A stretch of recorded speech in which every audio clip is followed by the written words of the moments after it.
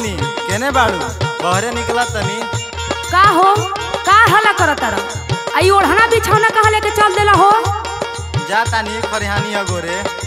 अच्छा तू खरिहान अगोरे जाता रह आ हम घरे सुती।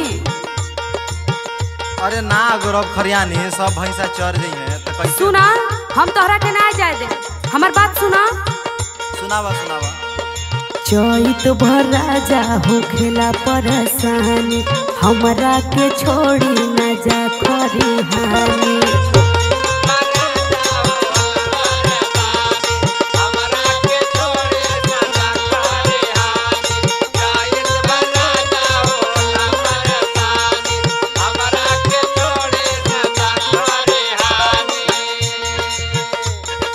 चैत भर राजा हो खेला परेशानी हमरा के छोड़ी ना जा खरिहानी। और सुना बोला बोला। आव मजा दे हब तोहके बेसी लगाई के एसीए बहलम लगाई के एसीए बहलम लगाई के एसीए बहलम लगाई के एसीए बहलम लगाई के एसीए बहलम लगा के एसीए बहलम। अच्छा तो एसी के मजा चाहिए। अरे हाँ हो और पूरा खरिहानी ऐसी ही छूटा छोड़ के आए नहीं तो हम का करी हमार राह देखत हुई है। अच्छा सुना हमें तंग मत करा लाई सुना बोला। अरे तंग जानी कर तू सुना ये रानी भर कटनी सुते जाइब खरिहानी।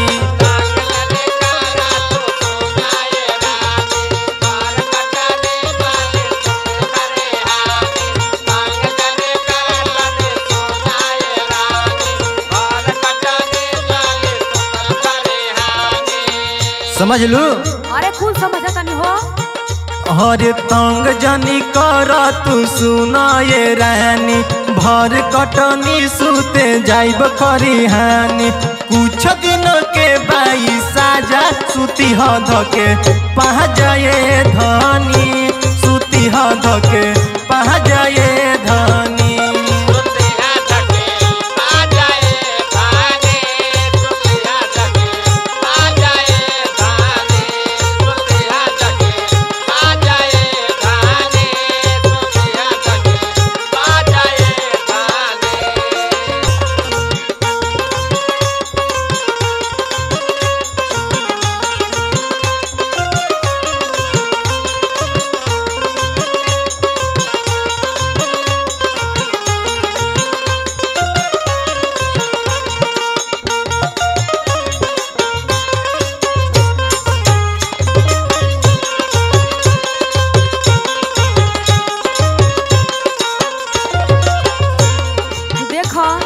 इतना निर्दयी हो गई बाड़ा अभी हम नया नोहर बानी आ छोड़ के चल जाता रह खरिहानी में। अरे तो कैसे करब सब यही मेहनत देखे के बा। सुना दवा ले जाए दो ओकर बाद तो संग ही न सुते के बा। ना ना हमार बात सुनी। सुना बस। नींद नहीं आवे अकेले में राजा जी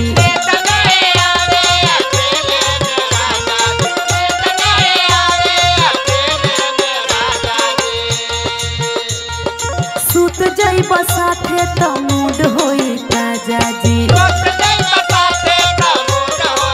सुना तनी ना।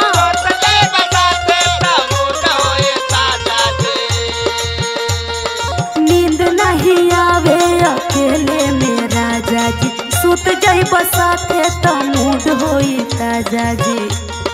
चैत भर हमरा के जन तरसाव कोमल बदनिया में आग ना लगाव।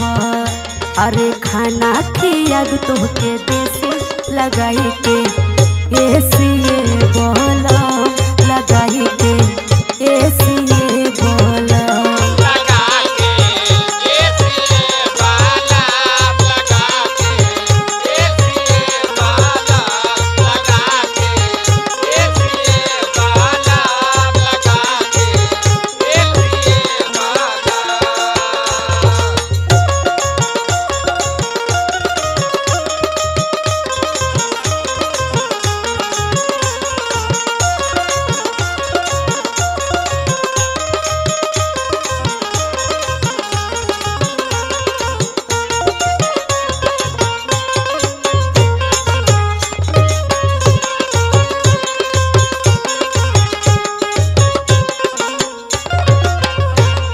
देख तू ज्यादा जिद मत कर। काहे ना जिद करी जी?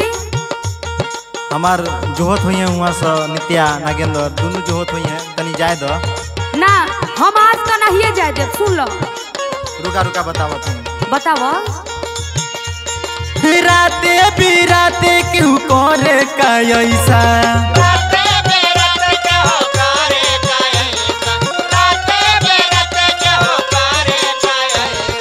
काटल कटनी सब चढ़ जाई भैंसा। अरे तो हम का करी हो?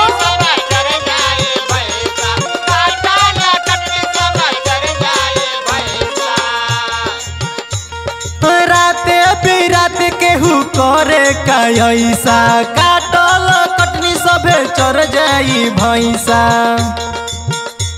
नित्या नागेंद्र जोहत होई रानी, काहे बढ़ाव तारू तू परेशानी। अरे भोरे भोरे आ जाई है राजा, सुती ह धके पहा जाए धानी, सुती ह धके पहा जाए धानी।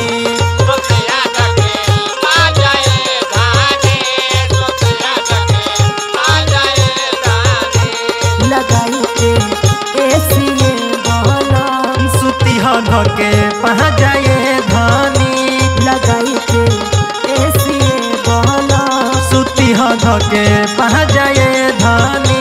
लगाई के एसी बहला। तारा कतही नहीं खे जाके घरे रहे के बाद चुपचाप। अच्छा ठीक बा।